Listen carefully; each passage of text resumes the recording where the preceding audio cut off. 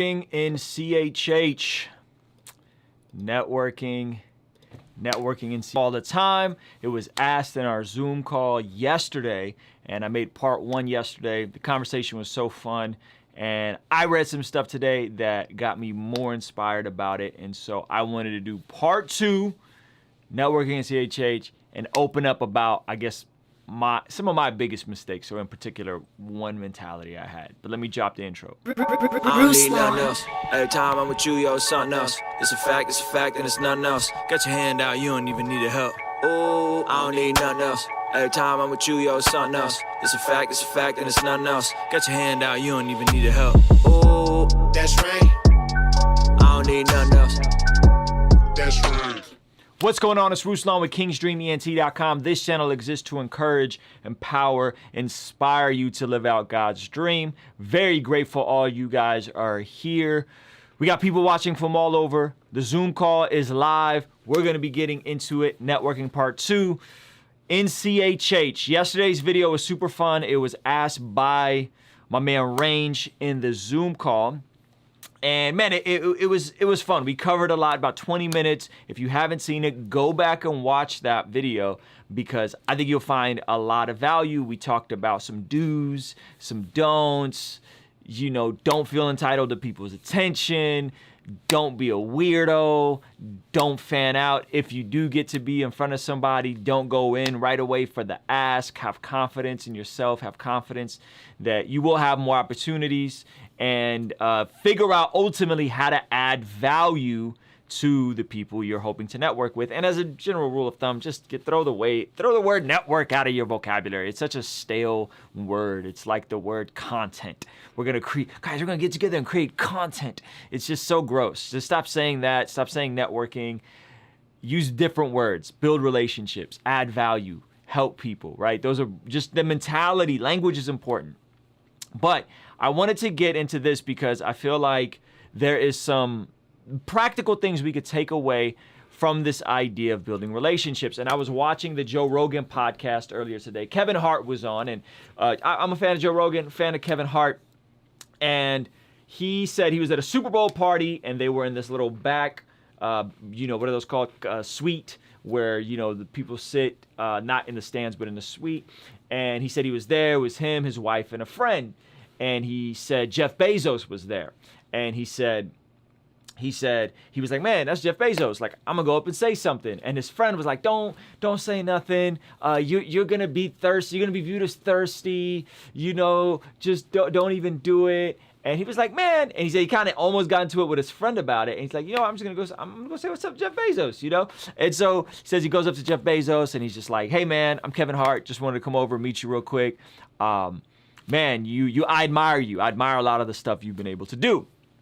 And he said, and hopefully someday we could talk again. I'd love to pick your brain sometime. And Jeff Bezos was just kind of like, yeah, you know, I'm sure we'll cross paths again. And he said, man, I wanted to ask him like 1,000 questions about like Amazon and how he built it and first trillionaire, all this stuff. And he was just like, man, I had so many questions I asked him. But he said, what I did was I set myself up for another conversation. He said, I know that I'll cross paths with him again, and I set myself up for another conversation instead of just going all in for, you know, trying to get as much out of the conversation as you possibly can. Which I was like, man, that's really interesting. And then I was reading my Proverbs today. I read a chapter of Proverbs a day. I recommend you do too. Regardless of what your worldview or your faith is, man, Proverbs, amazing book written by, they say, the wisest man to ever live, King Solomon, Old Testament. I read a chapter a day. It's 31 Proverbs, usually 31 days in a month. So I read a chapter a day. Today is May 25th. So guess what? I'm reading Proverbs I'm reading Proverbs 25. So let me pull this up real quick for you guys. Proverbs 25, verse 6 and 7. It says, do not demand an audience with the king or push for a place among the great.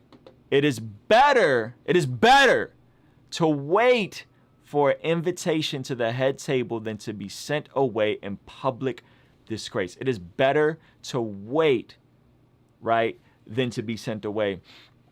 One of my, I would say, biggest mistakes that I've had, and I've never done this publicly in a place where I've like been publicly disgraced, but is that I would assume that I should have a seat at the table. I'd assume, because of whatever my own ego is or whatever I feel like I'm supposed to have, that when I'm around influential people that I consider acquaintances or even friends, that I, in my mind and probably in my actions sometimes, have kind of invited myself to things, right? And I remember one of my really good friends who had the privilege of writing on a song, and on a big song that you guys all know, and the song has done crazy numbers and it's super dope. And I'm not gonna tell you guys what the song is or whatever, but I remember this session happened in San Diego and I wasn't invited to it. And I was kind of bummed out, if I'm honest. I'm bummed out. And it didn't even come up directly, but I just remember him telling me,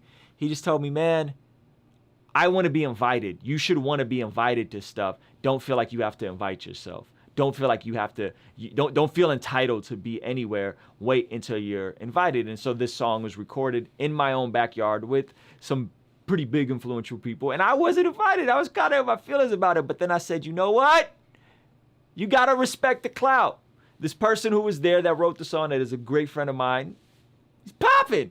He's a lot more popping than I am. He got some more visibility, and he's not at the degree that that these other guys are at. But because he's been consistent, because he's been persistent, because he's built a platform, guess what? He was invited and I wasn't. And that doesn't mean that he's superior to me or whatever. It just means that it's better to be invited than to assume that you belong at a table with somebody, or assume that you're entitled to somebody's attention, or to assume that they're in your city, so they should pull up on you, or whatever these things we tell ourselves, right?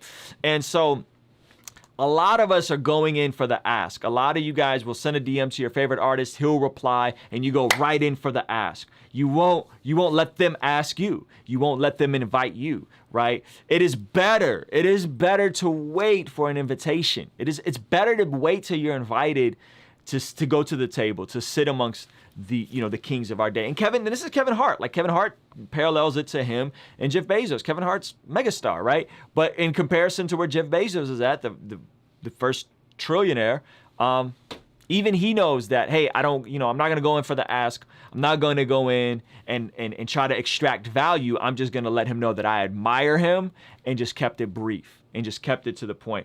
And there's this verse, and I referenced it in yesterday's video, and you really should go back, watch yesterday's video. I go way more in depth. This is just, I want to give you guys some practical application. With yesterday's video, I referenced this verse, and it's Proverbs 18:16. This is the New King James Version. He says, a man's gift makes room for him and brings him before great men. A man's gift, your gift, your talent, your ability, your consistency to refine what you're doing. It will make room for you, and it will bring you before great men, if it's supposed to, if you're as good as you think you are, right? And so a lot of us, though, if we're honest, we are a bit delusional. We think we have delusions of grandeur. We think that we're way more popping and we're way more ahead and we're way more talented than we really are. And here's the truth. If you were as good as you thought you were, you would probably be more popping, and you'd probably have a bigger platform, because you probably would have figured out how to piece the other side of it together. And that's what a lot of what we talk about here is we break down the technical side a bit on Fan Love Friday, but I want you guys to be thinking like creators. I want you guys to be thinking like entrepreneurs. I want you guys to be thinking like small business owners, that the product is just one part of it. There's also getting the other side of it, the product, out to people. And there are people who I may feel like are less talented than I am, or maybe as talented as I am, who have a bigger platform than I do, and I have to respect that. You got to respect the clown. I know that sounds cheesy, but you have to respect the clown. You got to respect people's positioning.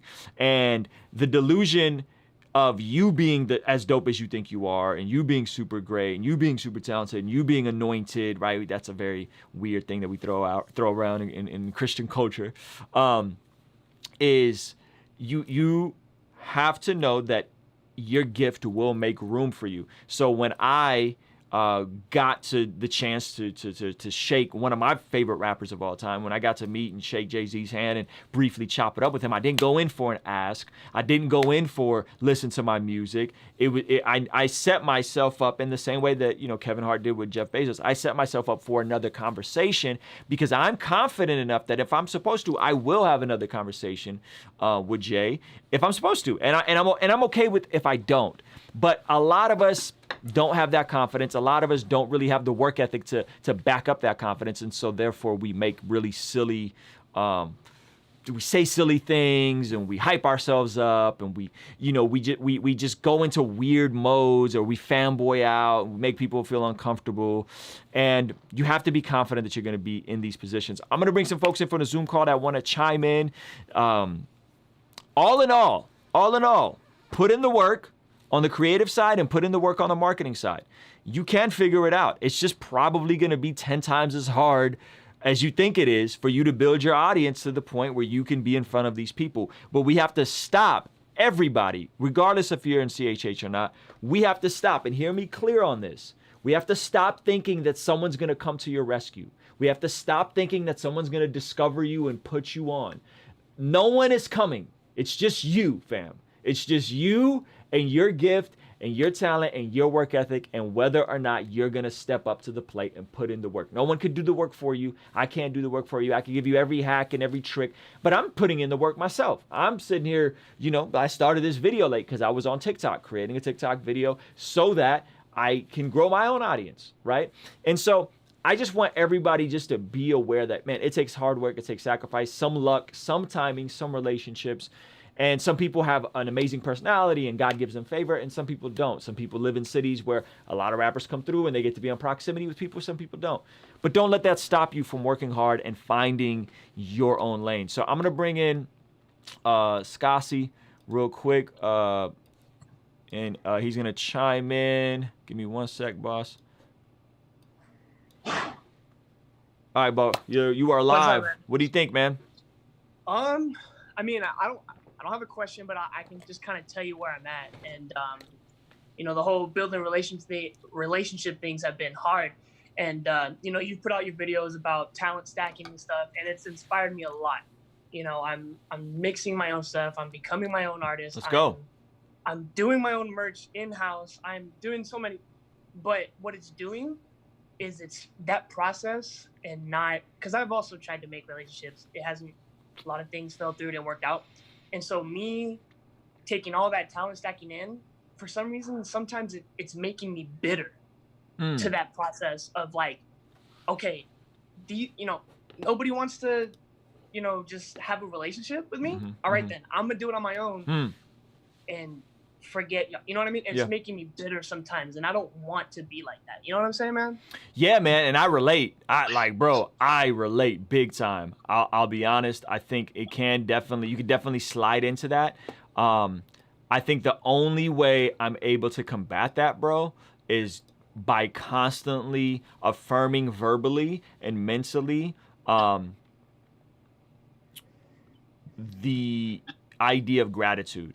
And the fact that I have such an amazing opportunity in the world that I'm in the time that I have, and with the technology that we have access to, it's an amazing time to make music. It's an amazing time to make merch, right? And so the only way I know how to combat that is I have to remind myself, man, this is great. Like, I may not be where I want to be, but I'm so much further than where I started.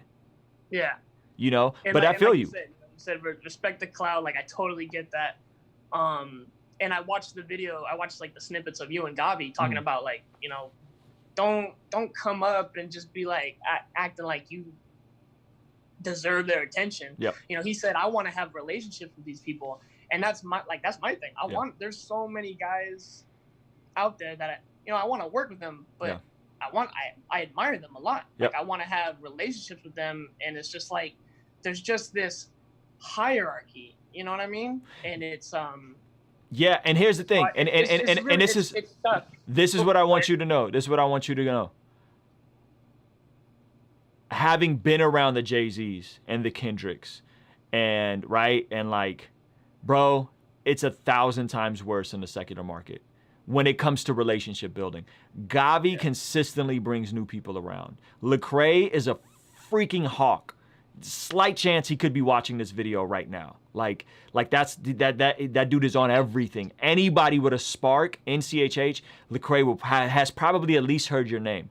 So the thing is, yes, there is a hierarchy, but bro, it's a gajillion times easier, man. Having sat in with sessions with Mixed by Ali and been around the TDE guys, you think CHH is standoffish? You think it's tough here? Go try to be in that circle. Go try to penetrate those 100 times, thousands of times harder. So that is where gratitude comes in. That is where we come in and we say, man, you know what? It's hard, but I see a lot of youngsters come around and develop and get noticed and get platforms very quickly. You know what I mean? Yeah. It happens all the time. It's not even really even about getting noticed yet. You know, I'm working on that. But you know, I want to have a team. I don't have a team, you know, and that's just the thing that, like I said, that's just the thing that kind of frustrates me sometimes. Yeah, and the thing don't about want to be bitter to that process. You know? Yeah, and you got to fall in love with the process. Like, you literally got to fall in love with the process. The thing about a team is, or a manager, everybody thinks, I'm gonna get a manager, everything's gonna change. I'm gonna get a booking agent, everything's gonna change. A manager has to have something to manage. A team has to have something to do.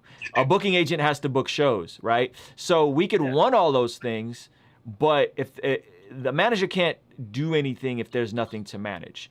And most people are very far removed from having a manager. So the way you build a team, man, is you do as much of it as you can, and then people will notice and they'll want to come around, and or you'll have the money to pay people. So again, a guy like Nick D starts putting out a song and a music video every other week.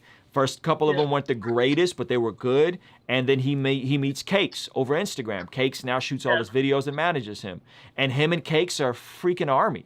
You know what I'm saying? My situation where I have fans of mine that are great videographers that want to come and work for me for free, and then eventually I pay them, or I have family that I hire because now I have money to actually pay people. The team side will come, man. You have to love the process, and most people don't. They don't love the process. It's like going to the gym, bro. You have to love the early morning grinds, the pain, the suffering, and the results come way later. Like months later, after you do your nutrition right, after you do the training right, months later. So good word, man. I'm gonna bring in Kenneth real quick. Thank you, I appreciate it. Yep, appreciate you, bro. Go ahead, Kenneth. Hey, what's up, Ruslan? I just wanted to piggyback off the delusions of grandeur point that you made, and I think it's easy for a new artist to be deluded because if you got your people hyping you. So like, I'm a spoken word artist based out of Southern Indiana. I perform in Louisville, Kentucky, just 5-10 minutes away from me. Dope. Whenever people see me, they're like, oh man, see the spoken words, it's taking off, bro. And I'm like, I don't know about that, bro, because the pockets ain't reflecting. So it's like, for me, that's kind of what keeps me humble. Is like, people keep saying I'm great, and I know that I'm talented, and I know, you know, I have a website and I have graphics and things like that. But I know that, like, I'm not where people think I am. And so I think that, but if I started to buy my own hype, plus my wife keeps me humble too.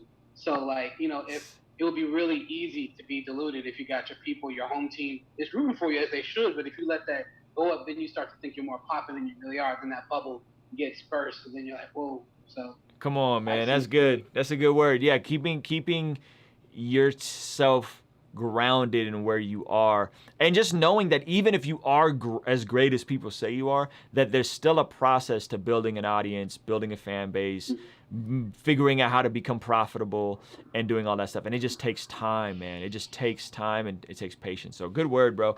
Hey, we're gonna keep this conversation going offline. If you guys want to join us, patreon.com/kingsdream. I'll be on for a little bit, chopping it up with the rest of the folks in the Zoom call.